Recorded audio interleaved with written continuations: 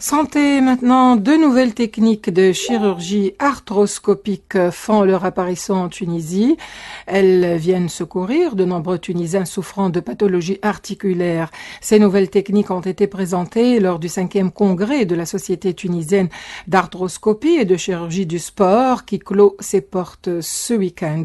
Une initiative qui revêt toute son importance vu que des milliers de patients se font opérer de pathologies articulaires chaque année en Tunisie. Les explications du professeur Karim Bouratour, chirurgien orthopédiste et président de la Société tunisienne d'arthroscopie et de chirurgie du sport. Il intervient au micro de Issa Khreichi.